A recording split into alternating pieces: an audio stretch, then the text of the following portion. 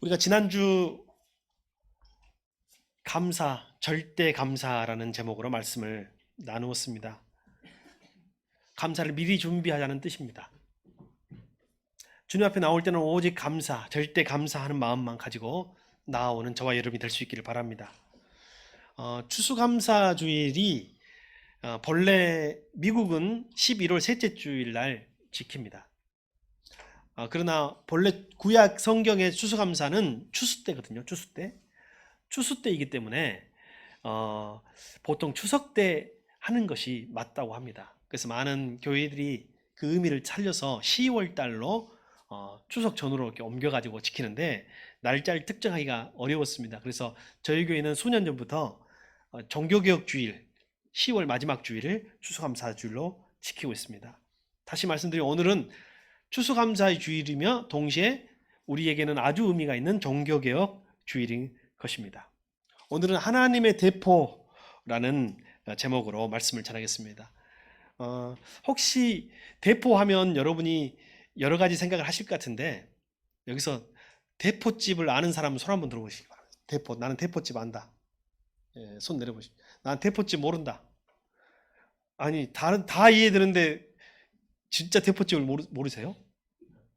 대포집 모르는 집사님 알만 하실 것 같은데 예전에는 북한이 대포집이 많아가지고 한국에 대포집이 많아가지고 못 쳐들어온다는 말이 있을 정도로 대포집이 한국에는 동네마다 골목마다 없는 곳이 없었습니다. 지금으로 따지면 한 포차 전신 정도 되지 않을까 싶습니다. 연탄 아궁이가 있는 동그란 철제 테이블에 위에서 고기도 구워 먹고 막걸리도 먹었던 그런 동네마다 있었던 장소, 추억의 장소죠. 혹시 그 대포를 생각할까 봐서 걱정했는데 괜한 걱정을 한 것 같습니다. 하나님의 대포, 하나님이 왜 대포를 쏘실까? 무엇인가를 허물어뜨리기 위해서 쏘시는 거 아니겠습니까?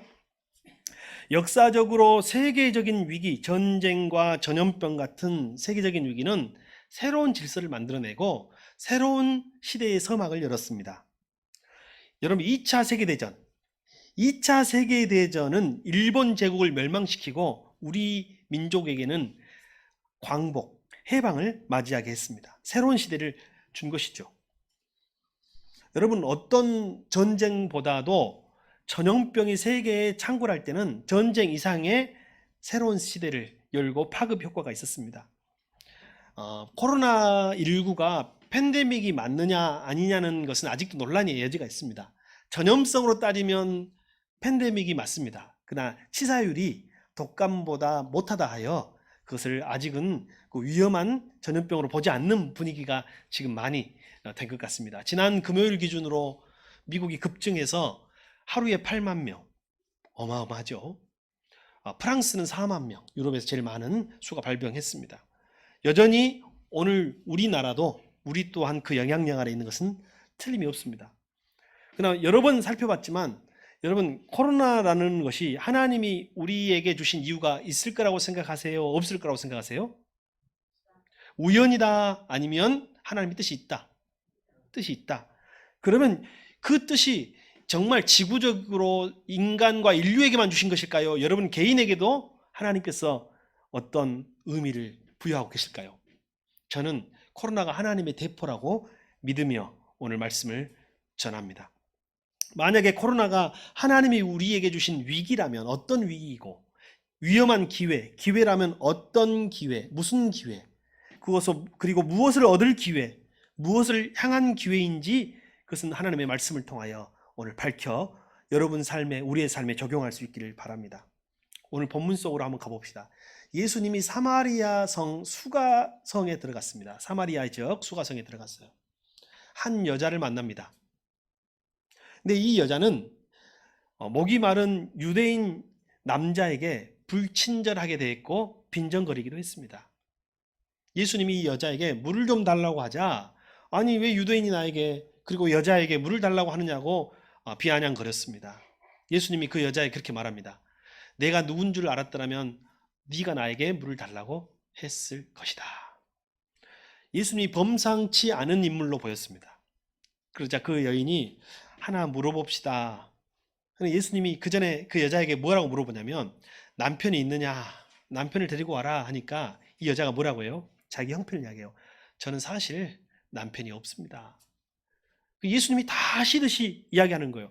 맞다. 너에게 남편이 지금까지 남자가 5이나 있었지만 그중에 너의 남편이 한 명도 없었고 지금도 네가 남자와 살고 있지만 너의 남편은 없구나. 없다고 하는 너의 말이 맞다.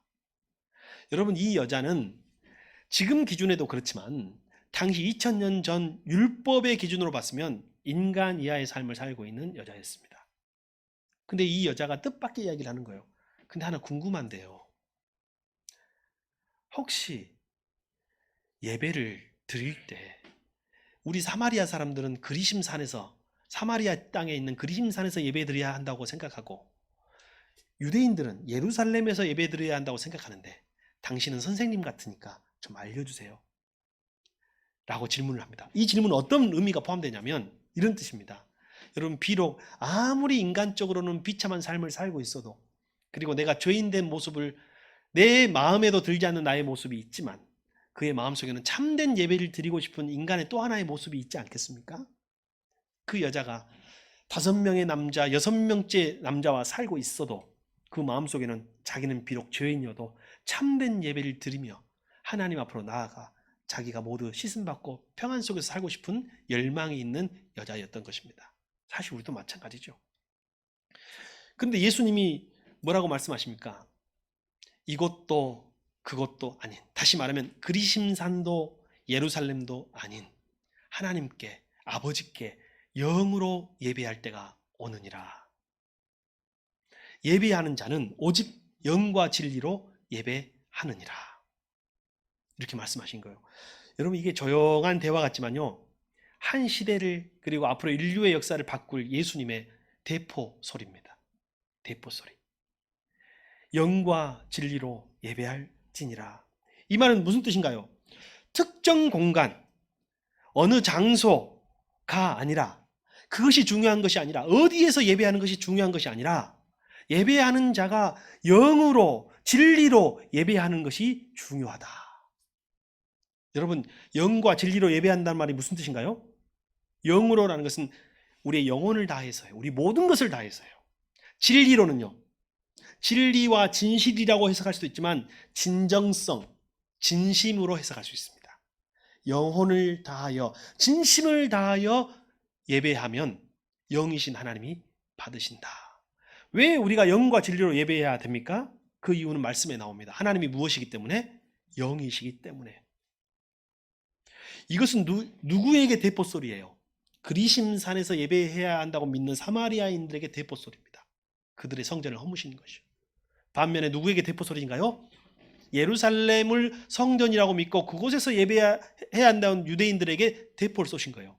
하나님이 그들의 성전을 허무시겠다는 예언이 되는 것입니다. 공간의 문제가 아니라 참된 예배는 영과 진리로 드리는 예배를 하나님은 원하신다라는 것입니다. 여러분, 왜 예배자가 이 산도 저 산도 아닌 특정 공간, 그곳에서 특정 공간이 아닌 영으로 예배해야 합니까? 이 예수님이 쏘아 올리신, 그들의 성전을 무너뜨리신 이 대포를 이어받아서 쏘신 분이 계시니 그분을 한 분을 소개하면 바로 초대교회의 예루살렘의 첫 번째 집사였던 스데반 집사님이십니다. 스데반 집사님은 유대 회중을 향하여 많은 사람이 모인 광장에서 큰 복음의 설교를 하세요. 근데 그 설교의 내용이 무엇이었는지 그는 유대인의 분노를 받아 돌에 맞아 죽고 말아요. 돌무더기가 돼요. 많은 사람들의 돈을 손에 쥐고 그에게 던져서 죽이고 맙니다. 그리고 그의 죄명은 신성모독이에요. 도대체 스데반이 무엇을 했기에? 스데반의 설교 내용은 그렇습니다. 사도행전 7장을 중심으로 말씀을 드리면 스데반은 유대인들에게 말합니다. 유대인 여러분, 하나님은 예루살렘 성전 안에 갇혀 계시지 않습니다. 이것이 스데반의 첫 번째 설교 내용이었어요. 대포를 쏜 거예요. 그리고 이렇게 말합니다. 우리 조상 아브라함이 메소포타미아에 계실 때 하나님은 거기에 계셨습니다. 우리 조상 요셉이 애굽에 팔려갔을 때 하나님은 애굽에 함께 하셨습니다. 우리 조상들이 출애굽에서 광야 생활을 할 때 하나님은 광야에 계셨습니다. 하나님은 지금 돌과 벽돌로 만든 이 성전에 갇혀 계시지 않습니다. 여러분, 이 설교가 맞는 설교 같아요? 틀린 설교 같아요? 예. 그러나 누군가에게는 성이 무너지고 성전이 무너지는 대포 소리였습니다. 하나님은 절대로 사람이 손으로 지은 벽돌과 나무로 지은 집안에 갇혀 계시지 않습니다 라고 선언하자, 이 말이 예수님이 수가성 여인에게 했던 그 말씀과 연장선상에 있는 것이고, 이 설교를 들은 유대인들은요, 여러분, 이 죄가 무슨 죄냐면, 유대인들은 어떻게 생각하냐면 성전은 하나님이다 라고 생각했어요. 성전을 모독한 것이니 곧 무엇을 모독한 것이다? 하나님을 모독한 것이어서 신성 모독에 해당된다 했습니다. 자, 여러분, 유대인들은 이 성전이 하나님이다 라고 생각했고, 하나님은 그것을 허무시려고 대포를 쏘신 것입니다. 자, 그러면 본래 처음 성전은 어떻게 시작했으며 어떤 의미로 시작했는가를 살펴보겠습니다. 여러분, 예루살렘 성전을 처음 지은 분이 누구세요?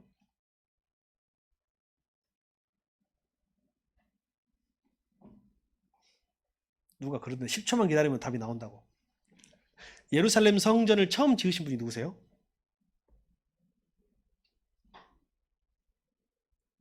복화술을 하시는데. 예, 솔로몬. 갑자기 예, 솔로몬입니다. 처음 솔로몬이 성전을 짓고 이렇게 봉헌 기도를 하나님께 드리는데, 그 기도의 내용은 이렇습니다. 하나님이 어떻게 이 땅에 거하시겠습니까? 하늘의 하늘도 하나님을 온전히 모실 수 없음을 저는 알고 있습니다. 하물며 제가 지은 이 벽돌과 나무로 지은 이 집에 하나님이 어찌 계시겠습니까? 그러나 이 백성들이 이 성전에서 기도하면, 그리고 이 성전을 향하여 기도하면 하나님이 계신 하늘에서 들으시고 응답하여 주십시오 라고 기도해요. 이것이 처음 성전을 지었던, 다시 말하면 솔로몬은 하나님이 성전 안에 갇혀 계신다고 믿었어요? 안 믿었어요? 안 믿었어요. 이 말씀과 이 고백을 들으신 하나님이 왕상 9장에 보면 이렇게 말씀하십니다. 네가 나에게 한 기도를 내가 들었다. 그리고 응답하겠다. 나는 내가 이 이름을 영원히 두려고 이 성전을 구별하겠다 라고 말을 해요. 그리고 한마디로 말하면 이런 말입니다. 네가 만들고 기도하고 나에게 바친 이 성전에 내 이름을 두겠다. 그리고 내 마음을 두겠다. 그리고 내 눈길을 두겠다. 이 말이 무슨 말이에요? 그러니 이 성전을 향하여 기도하거나 이 성전에서 기도하면 내가 하늘에서 내 앞에서 기도하는 것과 똑같이 응답하겠다. 세월이 흐릅니다.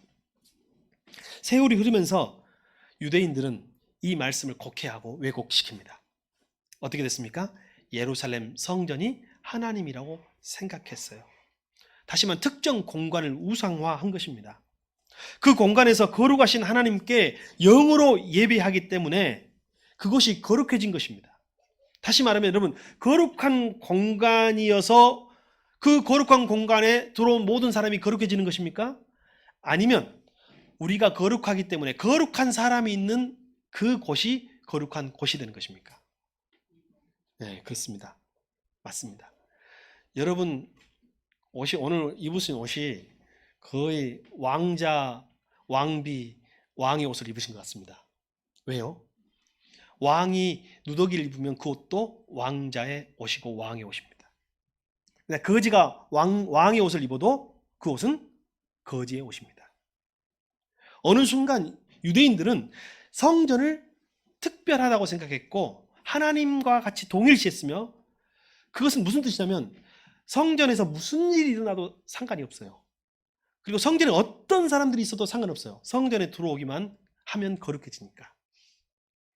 그래서 세상에 살 때는 하나님 없이 살다가 성전에 와가지고 하나님만 만나면 세상에 살던 모든 죄가 깨끗해진다고 생각해요. 이것이 유대인이 생각하는 성전이고 성전의 우상화였습니다. 그래서 결국에는 나중에는 영적인 행위가 지켜져야 할 이 교회에서 장사가 되는 거예요. 장사. 그리고 종교적인 상업 행위가 되는 것입니다. 그래도 거룩한 성전에서 이루어진 것이니 다 거룩한 거예요.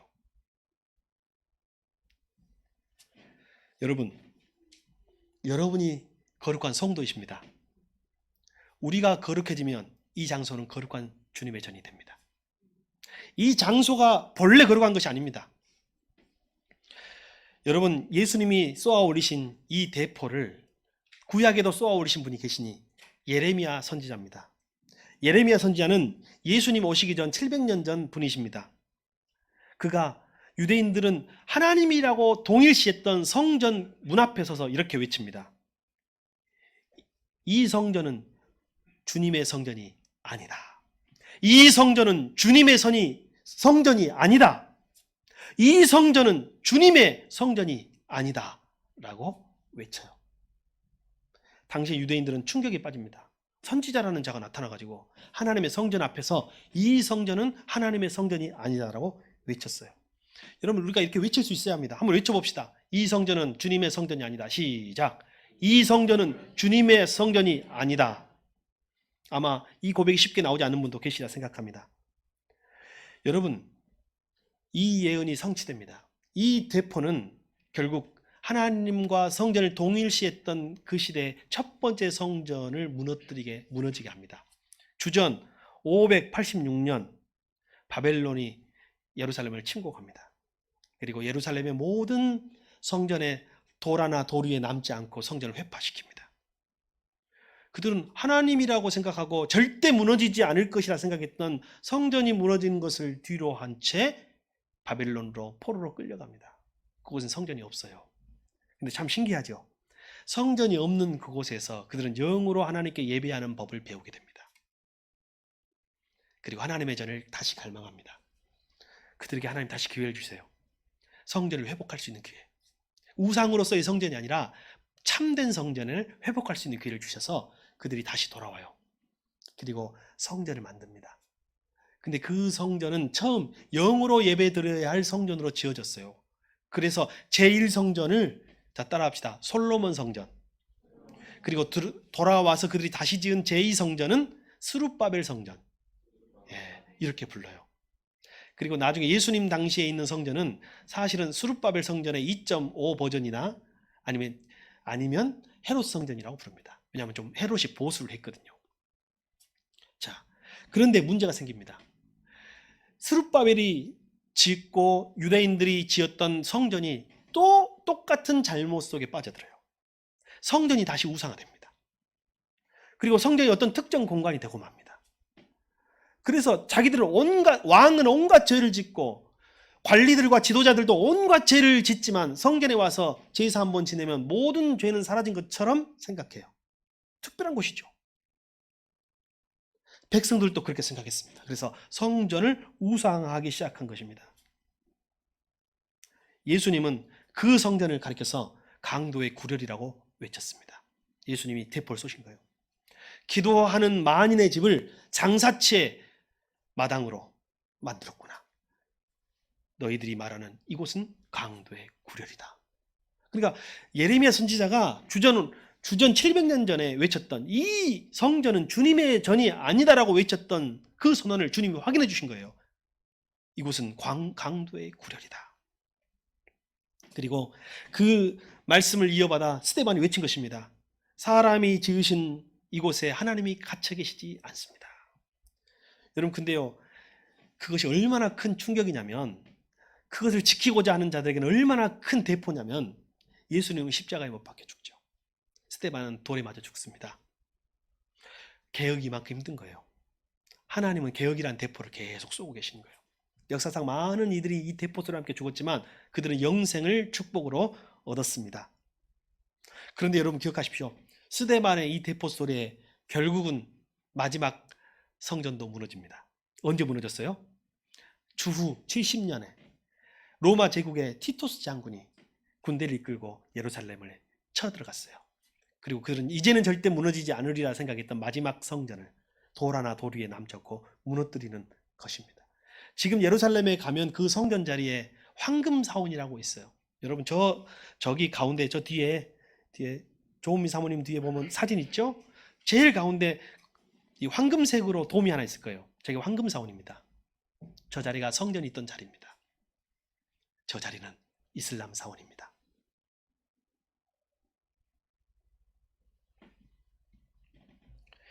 여러분, 하나님은 저 성전을 무너뜨린 거예요. 저 성전을 우상화하고 절대화하고 하나님과 동일시했기 때문에 무너뜨린 것입니다. 그리고 기독교와 이제 시작하기 시작한 것입니다. 새로운 예배당과 가정교회와 그리고 성도들의 공동체 코이노니아로 교회가 시작한 거예요. 그러나 유대인들이 잘못했던 그 실수를 교회 2000년 역사는 반복하게 되었습니다. 기독교 2000년 역사를 보면 로마 카톨릭과 개신교에 이르기까지 끊임없이 건물을 지었습니다. 건물 중심적으로 바뀌어갔어요. 여러분, 동로마의 수도가 콘스탄티노플인데 그곳은 지금 터키의 이스탄불입니다. 그 터키의 이스탄불, 콘스탄티노플은 어떤 곳이냐면 바울이 활약했던 수많은 교회를 개척했던 소아시아의 교회입니다. 사도행전과 서신서의 무대입니다. 신약의 주무대입니다. 여러분, 로마가 기독교로 꽃피우고 콘스탄티노플에 얼마나 많은 성당들이 세워진지 아십니까? 그러나 지금 터키가 점령한 그 땅은 이슬람 제국이 되어서 성당들은, 교회는 전부 다 무엇이 됐습니까? 폐허가 되고 관광지로 전락하고 말았습니다. 개신교도 마찬가지입니다. 하나님이 그렇게 그 절대화, 다시 말하면 성당이 하나님화 또는 교황이 하나님화한 중세교회에 하나님이 대포를 한번 또 쏘세요. 그 대포를 누구를 통해 쏘시냐면 루터, 깔벤 같은 사람들입니다. 루터가 대포를 쏘았습니다. 그리고 15세기, 16세기에 개신교가 태동하는데 만인 제사장설, 교황이 아니라 우리 모두 다 하나님 앞에 제사장으로 설 수 있다. 오직 대제사장은 한 분이신 예수 그리스도시다라는 신앙 고백으로 교회가 세워진 것입니다. 그러나 세월이 흘렀어요. 지금 세계교회는 어떻게 돼가고 있습니까? 한국교회는 어떻게 돼가고 있습니까?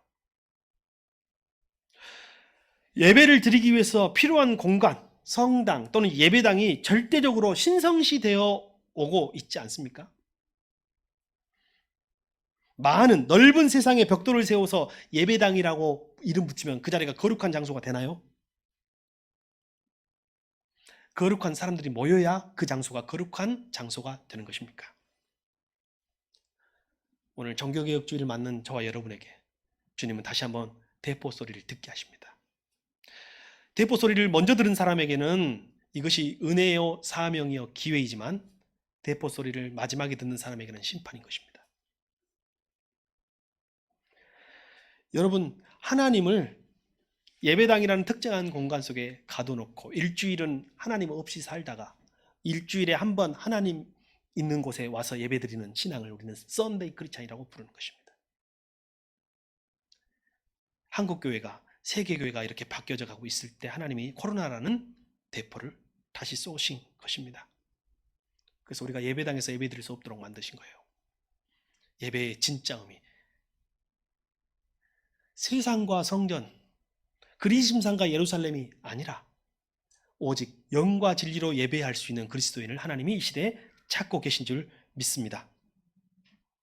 유럽에 가면 유럽에 있는 모든 오래된 도시들은 큰 성들이 다 있습니다. 성은 중요한 관광지입니다. 근데 이 성이 본래 만들어졌던 취지대로 이용되는 경우는 거의 없습니다. 성은 왜 만들어졌냐? 성체, 요새로 만들어졌습니다. 그래서 여러분, 최후의 보루란 말을 아시죠? 최후의 보루란 말은 다 성들을 보고 말하는 거예요. 성이 무너지면 전쟁이 끝나는 거예요. 그런데 하나님이 19세기에 대포라는 기술이 아주 정교해졌어요. 그래서 더 이상 유럽의 성들은 대포를 막아낼 수 없었어요. 그 이후에 유럽의 성들은 무너졌고 관광지화 됐습니다. 고성화 됐습니다. 여러분, 하나님이 저와 우리에게 이 시대에 다시 한번 대포 소리를 들려주십니다. 그리고 어느 교회는, 어느 성전은 무너질 것입니다. 그러나 어느 성전은 새로워질 것입니다. 이 소리가 들리십니까? 대포 소리가 여러분 들리십니까? 우리 새순교회는 영과 진리로 예배하는 공동체가 되기를 사모합니다. 이 곳 자체가 거룩한 것이 아니라 여러분이 있는 이곳이 거룩한 줄 믿습니다. 솔로몬이 기도했듯, 솔로몬이 간구했듯이 여러분 이 교회는 하나님과 통하는 문이 될 줄 믿습니다. 주님이 말씀하시듯 만민이 기도하는 집이 될 줄 믿습니다. 여러분 하나님의 대포 소리를 들으시기 바랍니다. 그러나 여기서 우리는 사탄의 또 다른 속삭임에 넘어가면 안 됩니다. 사단은 우리를 양자택일의 함정에 빠뜨리게 합니다. 사단이 두 가지를 주는 거예요. 1번, 2번. 여러분 어떤 거 고르시겠어요? 1번, 2번? 사탄이 주는 건 어느 것도 골라서도 안 됩니다. 사탄은 1번과 2번이라는 함정을 여러분에게 내밀며 둘 중 하나를 선택하라고 하는 거예요. 하나는 뭔가요? 이 세상이냐 성전이냐 선택해라. 유대인들은 성전을 선택했어요. 성전주의에 빠집니다. 그러나 이방인들은 세속주의, 무신론에 빠집니다. 여러분 그리심산이냐 예루살렘이냐 사탄이 두 가지 카드를 딱 내놓습니다. 여러분 어디서 예배드려야 해요? 그럼 우리는 또 하나를 선택하고 싶은 유혹에 빠져요. 하나님은 어느 것도 선택하지 말라고 하시는 거예요. 1번, 2번이 중요한 것이 아니라 영과 진리로 예배하는 성도가 주님은 필요하십니다. 제가 말씀드리고 있는 우리 시대의 유혹은요, 성전주의입니다. 성전주의. 그게 뭐냐면 전염병이 돌아도 성전으로서의 현장 예배만 고수했던 이들은 성전주의에 빠진 이들이에요. 실명을 거론하겠습니다. 전광훈 같은 이들이 이 땅에 많이 있습니다. 이들은 성전주의에 빠져 있는 이들입니다. 성전주의는 여러분 사탄이 준 거예요. 하나님의 대포는 그 성전주의를 무너뜨리고 있어요. 그래서 한국 교회가 일부 무너지고 있고 무너져야 할 필요가 하나님 앞에서는 하나님 보시기에 있다는 거예요. 두 번째, 또 하나의 함정이에요. 코로나가 종식되어도 나는 현장으로 돌아가지 않고 온라인 예배를 지속하겠다라고 하는 사람이 여러분 얼마나 된 줄 아세요? 지금 그리스도인들 중에 3분의 1이랍니다. 이건 사단이 준 두 번째 카드입니다. 무교회주의입니다. 무교회주의. 여러분 제가 조심스럽게 말합니다. 정광훈 목사하고는 비교가 안 될 만큼 제가 존경하는 분이십니다. 근데 한편으로 늘 안타까움을 갖고 있는 분이세요. 여러분도 이름은 알지만 이재철 목사님이 최근에 그런 주장을 하셨어요. 그래서 내가 이분을 존경하고 큰 틀에서는 동의하지만 위험성에 빠질 수 있기 때문에 우리 성도들이 잘 이해할 수 있기를 바라며 말씀을 드립니다. 사실 이 이재철 목사님을 제가 안 지가 아주 오래됐습니다. 네. 알고 서로 그분에게 많은 영향을 받았지만 안타까움도 있습니다. 그분은 기성교회를 탈퇴하신 분이시고 그리고 기존의 제도를 한번 변형과 무너뜨리신 적이 있죠. 물론 종교개혁이라는 이름만 했지만 또 많은 아쉬움이 있었습니다. 자칫 무교회주의 그런 흐름과 영향이 다분히 있음을 여러분 목회자로서 여러분 앞에 또 말씀을 드립니다. 네, 제가 그분을 이야기하는 건 아닙니다. 그분은 과거에서도 김교신과 우찌무라 간조의 무교회주의 라인에 많은 책들과 그런 언급들을 하셨었죠. 제가 여러분에게 말씀드리고 싶은 것은 사탄이 제시한 두 가지 카드. 하나가 뭐라고요? 성전주의. 이곳을 성전이라 해가지고 절대시하면서 우상시하는 것. 두 번째, 무교회주의. 그러면 세상으로 나아가서 어느 곳에서나 교회가 없이, 교회도 필요 없이 나아갈 수 있다고 생각하는 그것은 바로 무교회주의예요. 우리 그리스도는 이 두 가지를 조심해야 돼요. 자, 그럼 봅시다. 참된 교회는 하나님을 대신하는 건물과 하나님을 대신하는 직제를 끊임없이 무너뜨리는 교회여야 합니다. 또한 참된 교회는 하나님을 만날 수 있고 소통할 수 있는 교회를 끊임없이 세워가야 하는 것입니다. 그래서 멈춰 있지 않아요. 그래서 개혁교회의 중요한 명제 중에 하나가 개혁된 교회는 계속 개혁되어야 한다. 이거 모르면 개혁교회 성도가 아닙니다. 한번 시작. 개혁교회는 계속 개혁되어야 한다. 개혁교회는 끊임없이 개혁되어야 한다. 멈추면 안 돼요. 멈추는 순간 끝나는 거예요. 멈추는 순간 무슨 주의가 되고 멈추는 순간 무슨 도구마가 되는 것입니다. 멈추는 순간 우상이 되는 것입니다. 그래서 여러분 기도와 말씀이 끊임없이 우리 성도들에게 살아있을 때 내가 영으로 하나님을 만날 수 있고 영으로 하나님과 교제할 수 있게 되는 것입니다. 그리고 그 언젠가 우리가 살고 있는 이 역사의 수레바퀴가 멈출 때 하나님의 대포 소리, 그것은 축복 소리로, 나팔 소리로 바뀌게 되는 것입니다. 오늘날 하나님의 대포가 쏘아 울려지고 있습니다. 그런데 못 듣는 사람이 태반입니다. 못 듣는 사람에게는 나중에 심판의 소리가 되는 것입니다. 하나님의 소리가 과거에는 예레미야에게 대포 소리가 들려졌어요. 스데반 집사님에게 들려졌어요. 루터와 깔백에게 들려졌어요. 오늘은 2000년 10월 25일 주일 아침에 새숨교회 성도들에게 이 대포 소리가 들려 퍼지고 있는 줄 믿습니다. 외면하지 마십시오. 이 대포 소리를 듣는 이들에게는 기회입니다. 은혜입니다. 그리고 사명입니다. 하나님을 대포 소리를 알리는 파수꾼으로 살아갑시다.